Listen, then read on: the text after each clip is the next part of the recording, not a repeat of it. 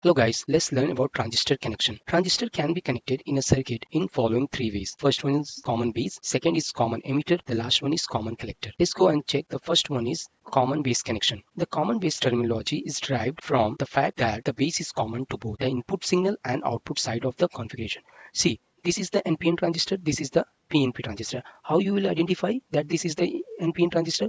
If this arrow goes out, that means that is a NPN transistor. If this arrows goes in, that means that is a PNP transistor. Here it's common base. Here this is the base, this is the emitter, this is a collector. See here, base is common to collector and emitter. That's why it's called common base connection. If we use common base connection, then what will be the change? What will be the change in current and voltage? You can see that current amplification factor, the ratio of change in collector current to the change in the emitter current, that is constant. VBC, that means it's common base. Its collector and base is known as its collector base voltage is known as current amplification factor. We denote that with alpha. Alpha is equal to delta IC upon delta IE at constant common base voltage. The fact that the alpha value is always lie in between 0.9 to 0.99, less than unity. Okay. Expression for collector current. Total emitter current does not reach the collector terminal because a small portion of the constitute base current. So the emitter current is equal to collector current plus base current. Also, collector diode is reverse biased. Very few minority carrier passes the collector base junction, which actually constitute leakage current, that is ICBO. So collector current constitute of portion of emitter current alpha IE and leakage current ICBO. The total collector current is equal to amplification factor multiplied by emitter current plus leakage current. Here is a simplified expression for the collector current. Characteristics of common base configuration. This is the characteristic of common base configuration. This is the input characteristics. The characteristic is between VBE versus IE. That means V base emitter voltage versus emitter current, and if emitter current increases rapidly with VBE, it means input resistance is very small, and input current, the emitter current, almost independent of VCB. That means voltage collector base voltage. Okay. Characteristic of common base configuration. This is the output characteristic, this is the input characteristic, and this is the output characteristics. See, this characteristic is called output characteristic.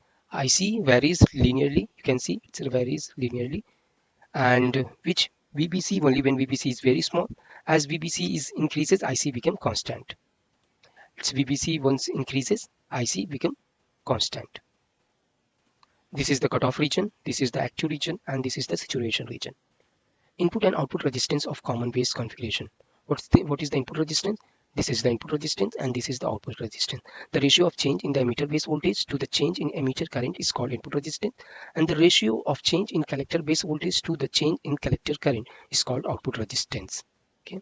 Next is common emitter connection.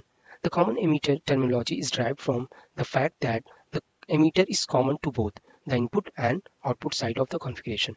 As you can see, first figure shows common emitter NPN configuration, and second figure shows common emitter PNP transistor PNP configuration. Here you can see emitter is common. This is the emitter, and as you can see, emitter is common to input and output both sides. This is the output and this is the input. Emitter is common to both sides. Here is in NPN and here is in PNP. Okay. If you check what is the configuration, you can see whenever it's using common emitter, whenever it's using common word, that means it can be base, it can be collector, it can be emitter. That should be common between input and output. Here, as emitter is common to input signal and output, in the emitter, in the base, that would be the same scenario, and in the collector, that would be also the same. Common emitter connection, the base current amplification factor. In common emitter connection, input current is base current and output current is collector current. The ratio of change in collector current to the change in the base current is known as base current amplification factor. We denote that with beta. Beta is equal to delta IC upon delta IP. Normally, only 5% of emitter current flows to base, so amplification factor is greater than 20. Usually, that range varies from 20 to 500. And in the base there was amplification factor in between 0.9 to 0.99. Here the amplification factor is in between 20 to 500, and here you can find the relation between alpha and beta. Alpha is the amplification factor of base current and beta is amplification factor of common emitter current. Beta is amplification factor of common emitter base amplification current. As you can see, the beta is equal to delta IC upon delta IB, and there was alpha is equal to delta IC upon IB, delta IE. Then you can find there was an expression IE is equal to IB plus IC. These expression you have seen, and you can find relation between alpha and beta from here. You have to just simplify this expression and you will find this beta is equal to alpha upon 1 minus alpha. This is the relation between alpha and beta, and this is the expression for collector current. You have seen this expression, right? Then you have to just simplify this and you have to use this expression here. Like you can replace this, and just use previous expression and you will find this collector current. This is the characteristic of common emitter configuration. This is the input characteristics, and this is the output characteristic of common emitter configuration. Just pause the video and just check how it's changing. You have to just check that this is the IC, that means collector current, and this is the voltage in common emitter, collector and emitter, how it's acting in active region, how it's acting in saturation region, how it's acting in cutoff region. Just check what is the change in current. And here is the input and output resistance of common emitter configuration. Input resistance, the ratio of change in emitter base voltage to the change in base current, is called input resistance. And you can also check the output resistance. The ratio of change in the collector emitter voltage to the change in the collector current is called output resistance. Next is common collector configuration. The common collector terminology is derived from the fact that the collector is common to both the input and output side of the configuration. You can see this is the collector and this is the input side, this is the output side, and this is the NPN transistor. The collector is common in between input and output. That's why it's called common collector configuration. And this is the PNP transistor. The same is for PNP also. And for the current amplification factor, here we are using gamma, like common collector configuration. In common emitter connection, input current is base current and output current is emitter current. The ratio of change in the emitter current to the change in the base current is known as current amplification factor in common collector configuration. As you can see, its gamma is equal to change in the emitter current, change in the base current, the ratio of change in emitter current and base current. The circuit provides same gain as CE, that means collector emitter configuration, common emitter configuration, as delta change in emitter current, change in collector current. Here is the relation between gamma and alpha. You can see change in emitter current upon change in base current, that's the gamma, and alpha is change in collector current, change in base current, emitter current. And now you can just derive the relation between alpha and gamma. Here is the relation 1 upon 1 minus alpha. That is the relation between alpha and gamma. And now you can find the relation between alpha and beta. And we have now relation between alpha and beta. We have relation between alpha and gamma. Whenever you want to find the emitter current, base current, whenever you want to follow the common base connection or common collector connection or common emitter connection, you have to just follow this and you will find amplification factor. What is the amplification factor? Current amplification factor with alpha, beta and gamma. Comparison of transistor connection. We have three types of connection: common base, common emitter and common collector. What is the input characteristic? Then we will see what is the output characteristic, voltage gain application and current gain. Then resistance. Input resistance is very low in common base, and in common collector is low, and in common emitter is low, in common collector is very high. The input resistance. Whenever we have the fact that we need to connect low resistance, then we can use common base configuration. If we have flexibility to use little higher, then we can use common emitter. If we have flexibility to use very high resistance at input, you can use common collector configuration. Output resistance, it's very high, output resistance is very high, and output resistance is high, and output resistance is very low in common collector. When we have sensitive signal at output end, then we can use low resistance, and when we have sensitive signal at input, we can use input resistance in common base. And voltage gain is about 150 for high frequency application, and common emitter it's 500 for audio frequency applications, and in common collector less than 1 for impedance matching. And current gain is less than 1, because we have seen it's between 0.9 to 0.99, and in beta it's high because we have seen it was between 20 to 500 in between, and it's appreciable. In common collector it's appreciable. We use generally transistor for the amplification, transistor as an amplifier in common base, common emitter configuration. Here is the figure shows common emitter configuration for NPN transistor. We are using NPN transistor.